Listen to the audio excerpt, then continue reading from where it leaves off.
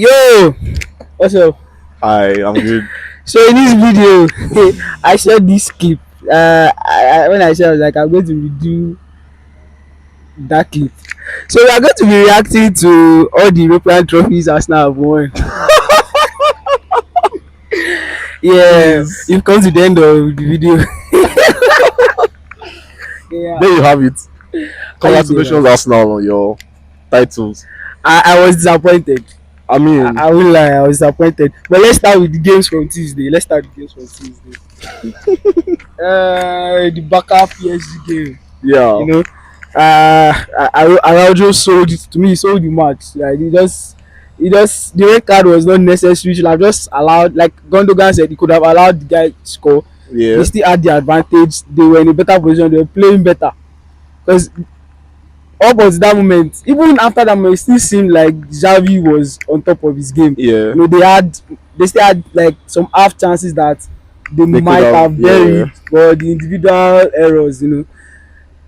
But it's not like PSG really played fantastic. I sympathize with Barca, but I mean, that's stupid from Araujo. you can conclude that that was what happened in the first leg. So it could have gone PSG's way if they are taking their chances on the night. If Dembele had been as clinical as it was on the second leg, Well, right? So I think it was a game of fine margins. But the Araujo thing, I feel pity for him because that was a decision he made out of I don't confidence, think right? was Because it's something he does a lot and gets away with exactly. it. He does it a Do you lot. get? So Yeah. like in his mind, it's probably like, oh yeah, like we have this lead. I'm going to get away with this. And Ah, I that mean, was to cool. him, That was he didn't want the attacker getting the goal. So honestly, at this point, it was just meant to happen. It Are might, Barca good enough to be a semi-finalist in the Champions League? I don't think so. it reminded me So of Gabriel. yeah, Gabriel before this season. Gabriel anyway. yeah, Like that was so clumsy. stupid. That was rash. Yeah. You know. Um, good one for PSG coming back in that game. Now they have a real shot at getting in the UCL I final. So mean, they're the ones I'm supporting to win. oh, But like my beef with Enrique still stands. I don't trust him. I know he can still bottle it. yeah, Because up until that red card, even after Barcelona they were on top of the game, they were managing the game better, they were yeah, playing better, but it is what it is. yeah. What do you think about their fixture against Dortmund? Against Dortmund, it's also to be played for. Dortmund also played a really amazing game Yeah, to come back in that fixture against Atletico. They did not let the same mistakes that happened in the first leg to happen, yeah. and then they took their chances and did really really well. They took their chances, but Atletico didn't take theirs too. Yes, exactly. So It was like fine margins. I mean, that is football for you, right? So PSG against Dortmund is going to be a cracker. They seem to have been. That is a fixture we've seen a lot in the past few years in the UCL, like twice or thrice. So once. it will be interesting to see how. Sancho allowed Yeah, period. exactly. It will be interesting to see what comes out of that. But then this is a real shot for like the big boys in PSG, Dembele, Mbappe. It is an opportunity for them to actually go on to win, and I'm sure they want to put in everything they have. But then Dortmund are a well coached side, and I would like to disagree. I mean, you can see the ideas that the manager is trying to No. instill, and then you look at PSG themselves. I would say they are well coached too, but then they also have their own shortcomings. So it's difficult to separate them. Will be a nice I mean, UCL semi-final game. Though. for me, it's not. I mean, I'd like to like congratulate Edin Terzic for the team's performance against Atletico. I didn't expect them to be that aggressive. Yeah, Because that aggressive without giving up a lot of turnovers or like making the typical defensive errors. yeah, And like I don't know, maybe for me, for Atletico Madrid and Simeone, I think the time is coming near to like for them to just pathways. part ways because it seems like the players are mentally not there anymore. A typical Simeone side during his good days would have gotten a 0-0 or even a late win in that Yeah, type of game. So like for that game to be open like that, like but don't you think there's also the question of the quality of that Now, Atletico I think they squad have because better quality now than they used to, but they have more defensively, flair compared to the workhouse that they used to have. But like then too, they have I players that think had defensively they are worse now though. are they? They do not have Who is the very player that they very are good missing? box Aside from defenders Body that got old, like they they didn't used to. really have anybody that was like they just defended well as a team. Yeah, But like individually, except for Gordon, there's no other person that you can call. Felipe Luis individually was not a good defender. Joao Fran individually was not, but those guys were like average and like they gave their. It's just like the current Newcastle side. They gave their all and like they played as a team, marked as a unit, moved, came back. But for me, I feel like he has more quality now, especially don't let me say like overall, he has more quality overall than he did back then. But him have the crop of players he has now, they are more creative, they have more flair, so I don't know. I feel like that is what it is though. When you in terms of solidity and like um the ability to like drag out the game and give their all, I don't think this squad is better than what was able to No, no, give no, no, no, no. It's not, previously, and that's what right? I'm trying to And make, I that think that is the most important aspect of maybe this crop of players Simeone's are not necessarily his type of, exactly right. So I feel but then like they don't make players like that anymore. Majority of the players they make these days, they're hybrid. Majority of the upcoming players, they're hybrid players that can do this, do that. They're not players that just let us. get the job So done. it's Yeah. hard for you to get. I mean, there's still those kind of players, but it's hard for you to get them. So you get a team of them. Yeah, that's so like for me the game against PSG is a I don't mean to be rude, but like on coaching level it's like battle of bastards because both of them to me they are just poets. Like they like to talk about how they want to play, but in terms of actually Doing implementing it. things, like they get confused in their own. They're like spiders that keep weaving webs, Yeah. like so like they at some point they just get lost in their own web. That's what I feel. But to me it's a potential open game if, and it's a big if Dortmund can be that aggressive, Yeah. just be that aggressive like they were against Atletico. I think Maybe. they would get they stand a chance to get something out of the game, because I know Enrique would come out with another lineup and team shape to hold the ball. Like he likes to think about it. He thinks he's Johan Cruyff's best student, like how one of my Twitter followers says. So like I think they have a decent chance, but who are the players that are going to be missing? I don't think any player is going to be missing from both tie.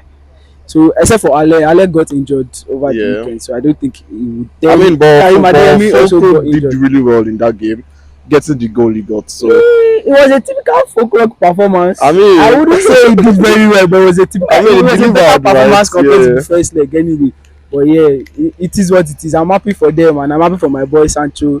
He's he's in the semi-final while his boss in England is still waiting for an apology.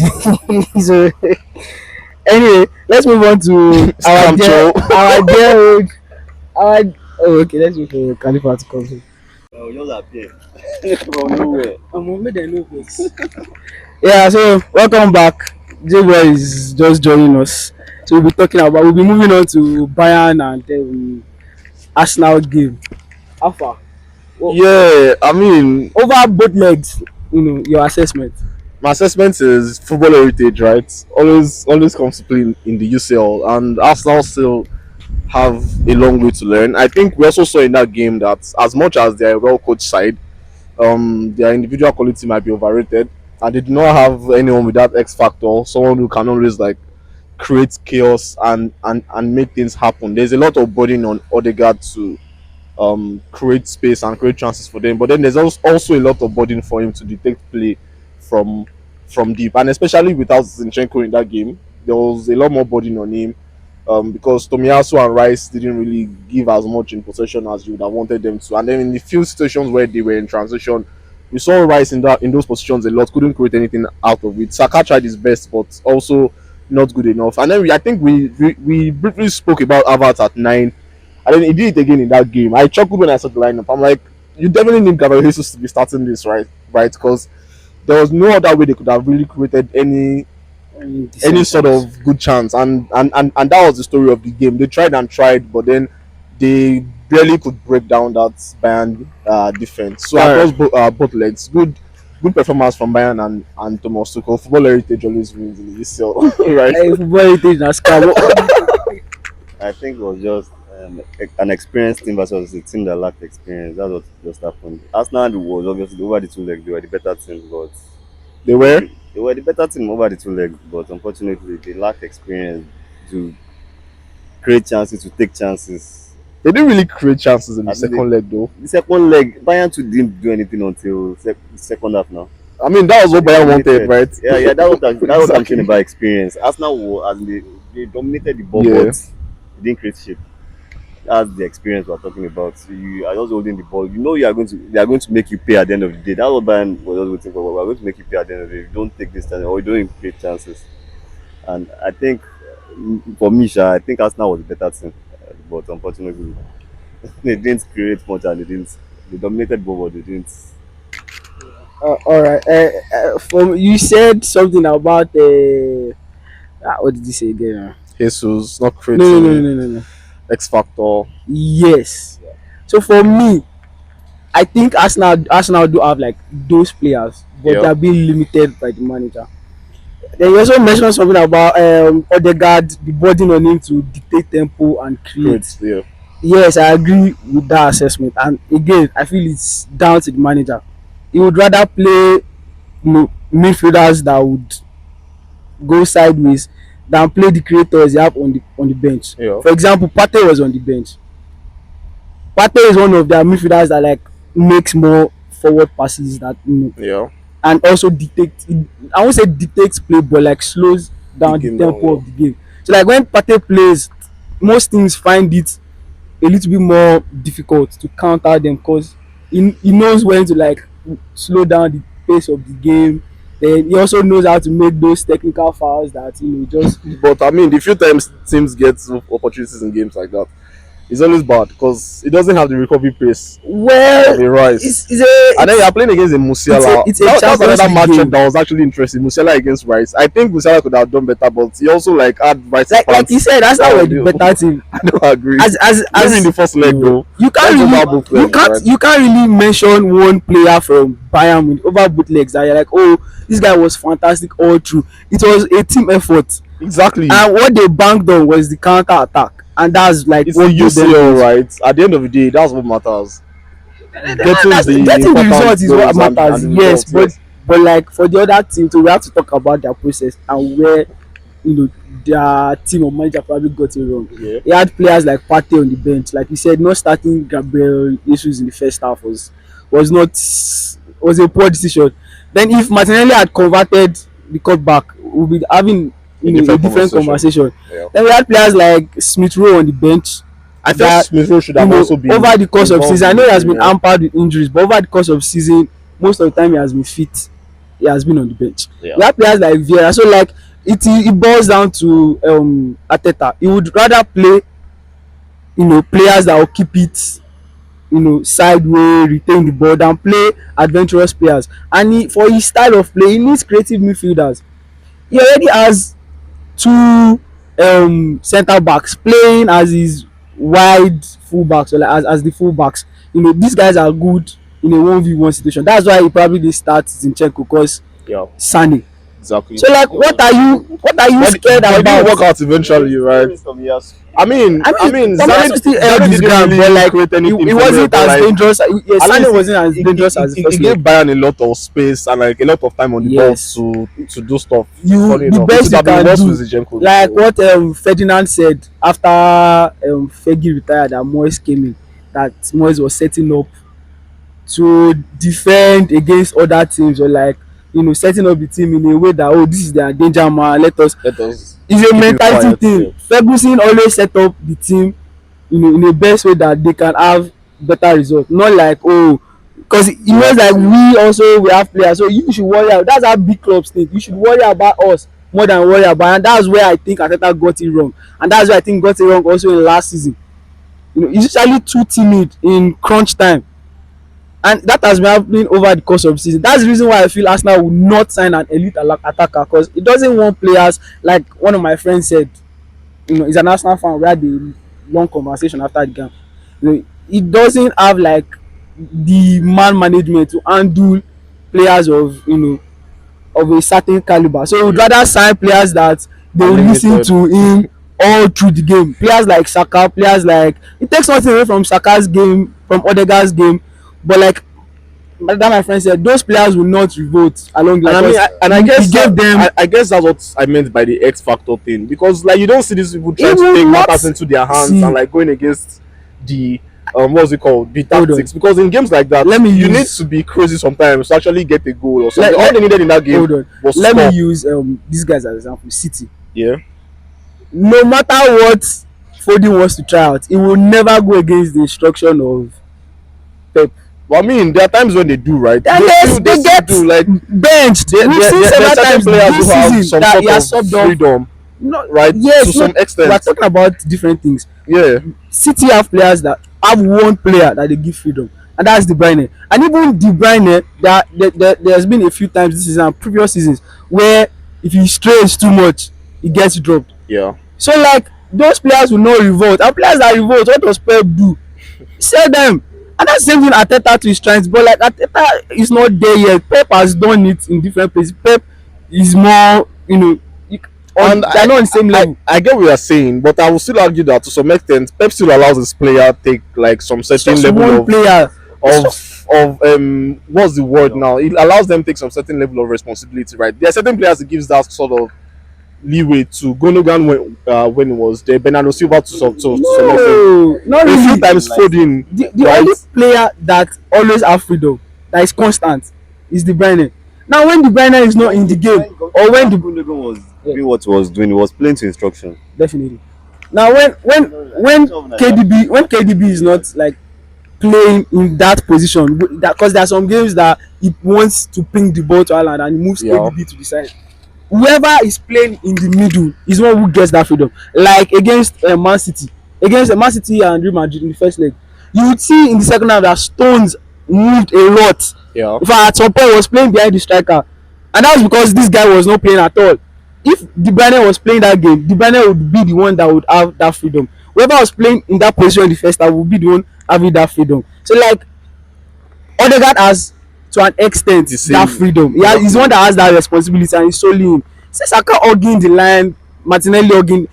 For an attacker, 90 minutes in the game, it's not easy thing to hold the line all through the game and still expect consistency in every game. And kudos to Saka anyway. He has my heart's Mushifi Lafue, man. He have tried all through this season, but I think like at some point Arteta needs to like review things. And like that my friend said, he said like a lot of Arsenal fans are like, they forgotten that Arsenal are a big club.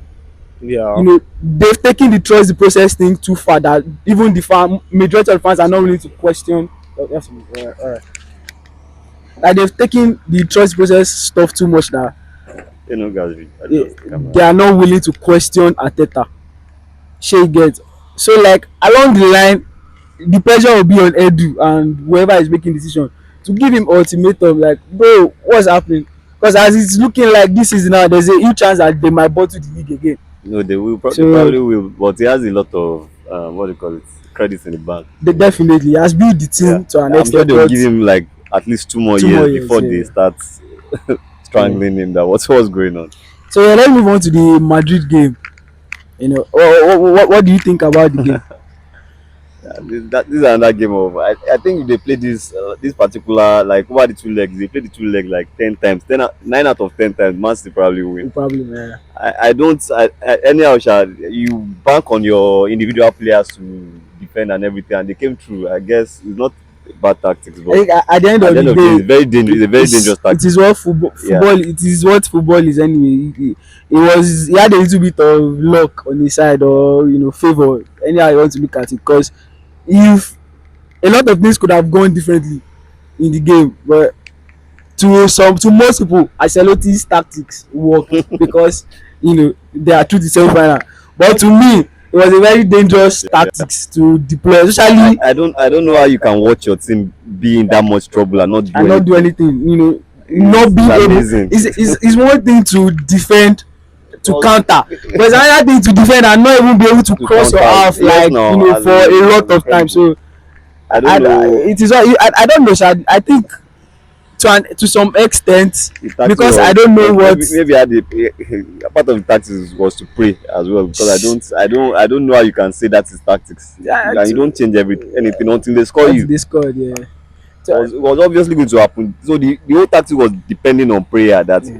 hopefully these people keep missing and keep Alan to keep fucking up and unfortunately KDB got to the was it a rebound? It was not a rebound, but like this Ricochet. guy didn't clear the It was ball, so back just clearance. back clearance. So Move just the get back through. clearance. It's Like, bound to happen when you defend definitely, that deep. you can't do You that invite against pressure. City all through the Yeah, game and not unless expect you're to break. extremely lucky. As in, they'll probably score like 9 out of 10 times. They'll probably score. I mean, I'm happy. No more trouble talk from City fans anyway. I'm happy What for fans? that. Like, you know, City fans are Baka and X. You know, there is some sorry Guardiola, Arsenal Messi fans. fans. Yeah, you get. So let's move on to the semi-final tie between Madrid and Bayern. To an extent, I want to say it might be an even tie because we don't really know what Tuchel is going to deploy in the semi-final. Now it's majorly about momentum now than It's tactics going to to be an very extent. different. So This is going to be. I think Madrid is definitely go through. I'll give Madrid an edge Because also, but I wouldn't be surprised that if if Bayern. it was a more progressive coaching Bayern, they will have had a chance. But a pragmatic Yeah, coach facing Ancelotti will probably win this one. Unless I'm banking on Ancelotti to unless they Madrid lose to Vinicius qualify. like 5 players before the match. If Bayern do get a result, I wouldn't be surprised. Yeah. So yeah, I've come to the end of the episode for this week. We'll meet on Monday again to discuss the results from EPL over the weekend. So enjoy your weekend, guys. Have fun.